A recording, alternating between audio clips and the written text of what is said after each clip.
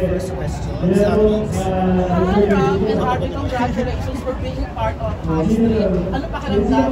Parang kayo yung mga bagong characters na aabangan dito sa sequel ng cinema. Siyempre, very exciting kasi seeing how successful Senior High was. Siyempre, may expectations na po na sana mas maganda po namin yung High Street. So, I'm excited po. Makita sa inyo what we've been working. Siyempre, kabado kasi siyempre established na yung season 1 cast.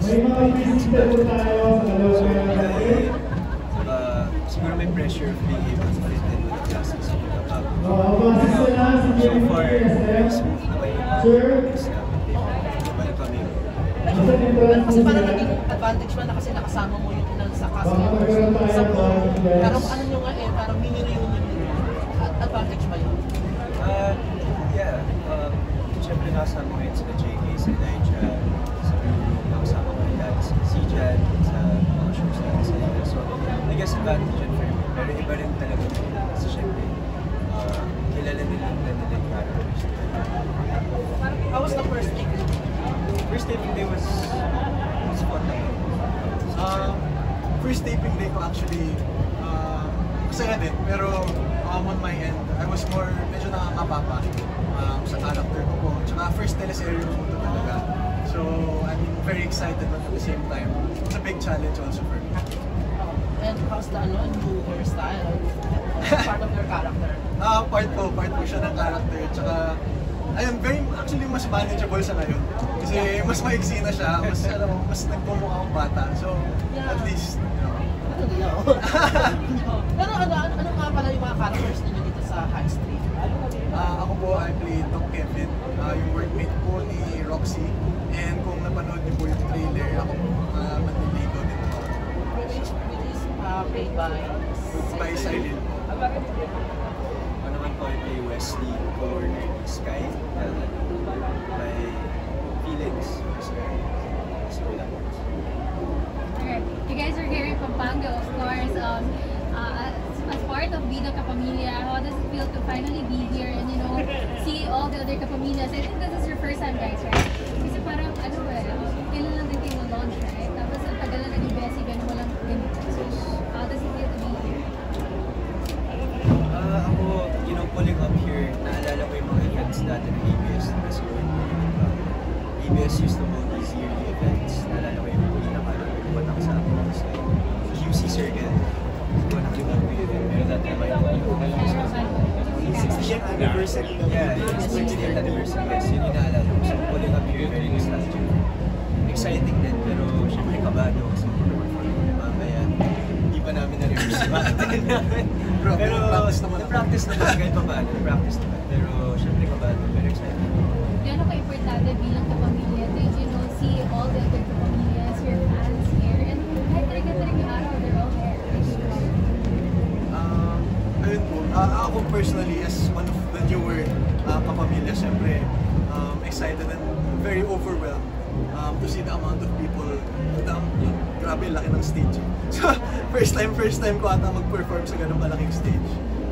So, syempre, being able to perform in front of all the kapamilyas and alongside my fellow co-actors and more personalities, syempre, excited.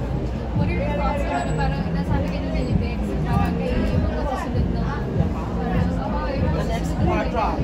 Yeah, the next hard drop. So, your thoughts about that? How do you feel whenever somebody would say, guys, you're the next hard drop?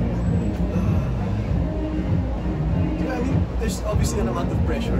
Kasi seeing lahat po ng veterans before us na they've done so well to represent ABS-CBN, to represent how a kapamilya is supposed to act and how a kapamilya is supposed to be.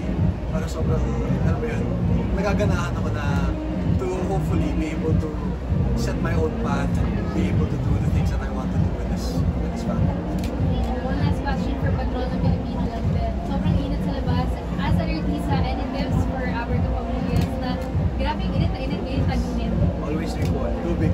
Hydrate guys. Kahit pag nagtitaping kami, just shots over season 2 sa Bales. Sa beach settings, sobrang init. May mga ilaw pa. Malaki ng jog palagi. Yung jog ko gano'n kalaki. Yes. So, kailangan Laki po. Speaking of Zoomers Season 2, nagbabalik kayo sa next Zoomers. Ano yung mga dapat abangan namin dito sa second season? Away.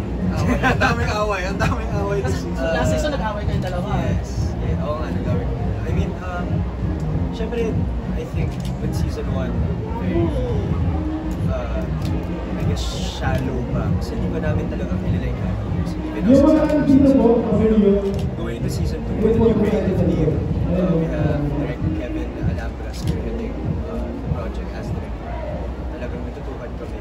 Talagang nahanap namin yung puso of each character. And exciting. I mean, yun nga, like you said, nag-away kami in season 1. Season 2, makita natin yung growth in the relationship. Atom and Chicks as friends. And I heard this is going to be a summer adventure. Maraming topless scenes. Tama. Pinaghandaan po namin yan. Oo, pinagandaan. Medyo, Nag-gym ka ba? Nag-gym Slide. po. Hindi ko na, ako personally, hindi ko nahabol yung pero ito na. Mga 3 weeks siguro ako nagpakaguto for that. So, sana naman maganda yung mga shots namin sa beach. Ayun din. Tsaka yung grabe yung natural light. Yung nakuha namin yung mga shots namin sa sunset. Ibang klase It's talaga ng season. a very beautiful season. Kasi very natural. And yung love team mo with Risa, ano yung dapat abangan namin sa story ninyo? Mas without spoiling it, mas black. Kasi syempre may emotion there na chicks and very exciting. Well, they won't and for season 2 may something to tayo. May mga sabi na sa mga upcoming episode yan ang na-extend ko mapaloob namin sa Risa. Kasi ang lakas ng support sa inyo sa Zoomers pati sa Star Magic. Star Magic sa Prom. Apro pala. Tingnan natin sa writers, sa creative team, nasa nila na may decision.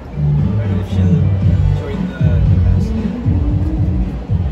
Congratulations for Thank you. Thank you. Kamusta naman yung shooting nyo sa Zoomers? Dahil kitang-kita naman na enjoy kayo sa mga story tsaka broadcast ni Risa. mainit. Mainit. Sobrang init. Sobrang init.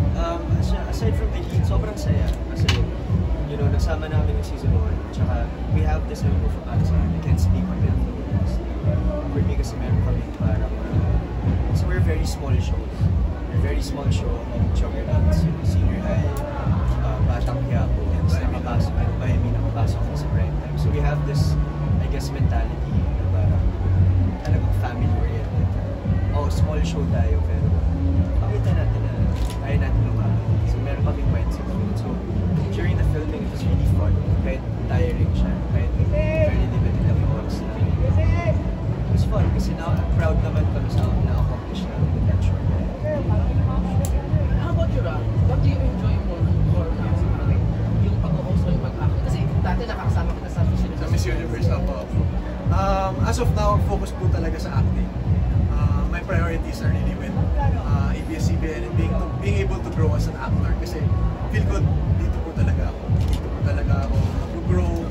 Tsaka sa dami po ng nami-meet ko na tao, ibang klase po yung